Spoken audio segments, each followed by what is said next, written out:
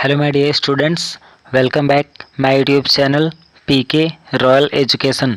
तो स्टूडेंट्स, आज हम लोग आपके क्लास 11th की NCERT based UP board English के सेकेंड पार्ट, जिसका नाम है स्नैपशॉट, इसके थर्ड चैप्टर रांगाज मैरिएज के मल्टीपल चॉइस क्वेश्चंस को कवर करते हैं। तो स्टूडेंट्स, आपके क्वेश्चन नंबर फर्स्ट को देखते हैं। The story is about dot dot marriage, यानी यह जो कहानी है यह किसके शादी के बारे में लिखी गई है।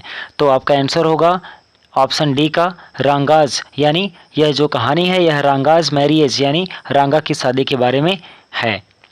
तो अगला क्वेश्चन है द ऑथर सेड, ऑथर कहता है we have some dot dot trees in our village, यानी ऑथर कहता है कि हमारे गांव में कुछ पौधे हैं, लेकिन वो पेड़ किस चीज़ के हैं। तो आपका ऑप्शन सी होगा मैंगो, यानी ऑथर कहता है कि उसके गांव में मैंगो ट्रीज यानी आम के पौधे मौजूद हैं। तो इसी तरह से आपका क्वेश्चन नंबर थर्ड है the best way of getting to know a place is to dot dot it, यानी सबसे अच्छा तरीका होता है किसी भी स्थान के बारे में जानने का, वो क्या होता है।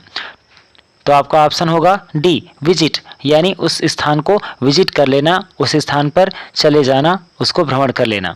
तो आपका डी का ऑप्शन सही होगा। तो इस तरह से आपके क्वेश्चन नंबर 4 को देखते हैं। We did not have many people who knew dot dot 10 years ago, यानी कहा जा रहा है कि जो ऑथर है वो कहता है कि हमारे पास अधिक लोग नहीं थे, हु न्यू जो जानते थे, 10 ईयर्स एगो 10 साल पहले, यानी कैसे लोग नहीं थे जो कि 10 साल पहले क्या नहीं जानते थे।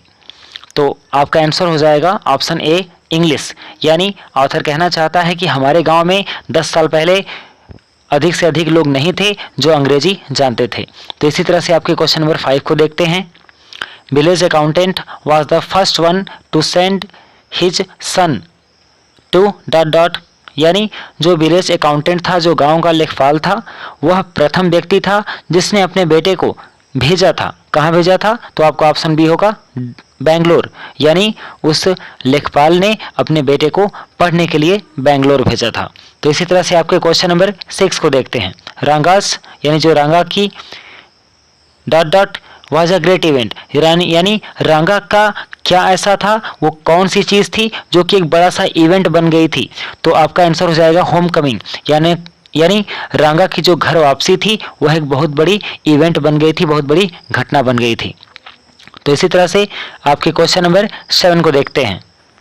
द ओल्ड लेडी सैड, यानी बूढ़ी औरत कहती है he has not lost his, उसने अपना नहीं खोया है। तो आपका आंसर होगा कास्ट, यानी जाति, यानी बूढ़ी औरत कहना चाहती थी कि उस लड़के यानी रांगा ने अपनी जाति को नहीं खोया है।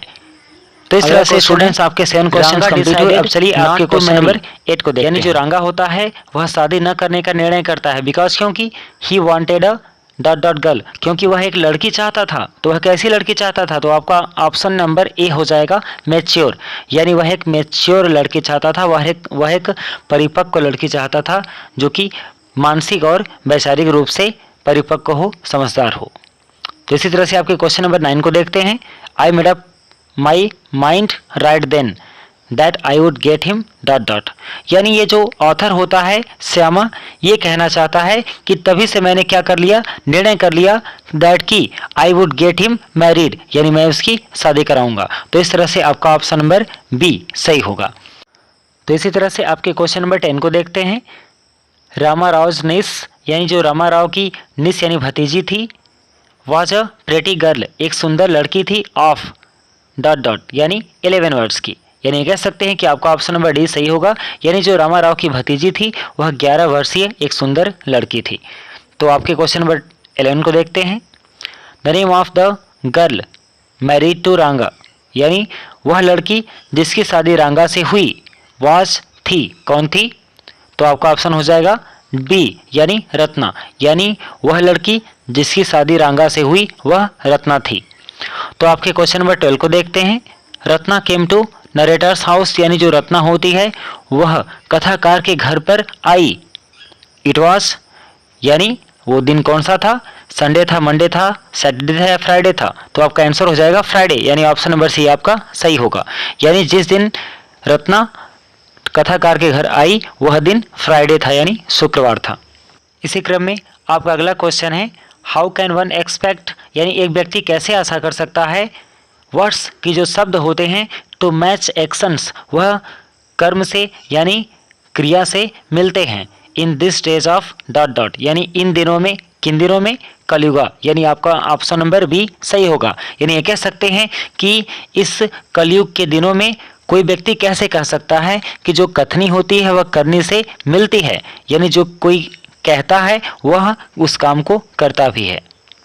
तो इसी तरह से आपका क्वेश्चन नंबर 14 है, Shyama is none than other your dot dot the narrator of this tale, यानी जो श्यामा है वह कोई और नहीं है अदर देन योर, यानी आपके सर्वेंट, यानी ऑप्शन नंबर सी सर्वेंट सही होगा। यानी ये कह सकते हैं कि जो श्यामा है ये आपके नौकर के सिवाय और कोई नहीं है जो कि इस कहानी का कथाकार है। तो इसी क्रम में आपके क्वेश्चन नंबर 15 को देखते हैं। There was dot dot in my voice as I spoke to Shastri, यानी जब मैं शास्त्री से बोल रहा था, बोला यानी ये जो नरेटर होता है श्यामा ये कहता है कि जब मैं शास्त्री से बोला तो मेरी आवाज़ में एक ऑथोरिटी थी, यानी ऑप्शन नंबर सी आपका सही होगा। ऑथोरिटी का मतलब कि एक स्वामित्व का भाव था। तो इसी तरह से आपका क्वेश्चन नंबर 16 है, Shastri was at the dot dot when I went there that evening, यानी जब मैं उस शाम को शास्त्री के घर गया तो वह उस समय कुएं पर मौजूद था। यानी स्टूडेंट्स इस तरह से आपका ऑप्शन नंबर बी यानी वेल सही होगा। तो इसी तरह से आपके क्वेश्चन नंबर 17 को देखते हैं। डॉट डॉट रज टू मी, यानी कौन मेरे पास दौड़ते हुए आया, तो आपका ऑप्शन नंबर ए यानी श्यामा सही होगा। यानी कह सकते हैं कि जो नरेटर होता है वो बता रहा है कि जब मैं रांगा के घर पे पहुंचा तो उस समय जो श्यामा होता है वह मेरे पास दौड़ कर आता है। तो ये जो श्यामा है ये रांगा का बेटा है जिसके लिए इसने नरेटर को, कथाकार को उसके जन्मदिन पर उसे अपने घर पर आमंत्रित करने के लिए गया हुआ था। सो माय डियर स्टूडेंट्स, ये जो आपका वीडियो है यह कंप्लीट हुआ। तो उम्मीद करते हैं कि आपको हमारा यह वीडियो पसंद आया होगा। तो यदि आप इसे पसंद करते हैं तो आप इसे लाइक करें, हमारे चैनल को सब्सक्राइब करें और इसे अपने दोस्तों मित्रों तक पहुंचाएं, शेयर करें। धन्यवाद।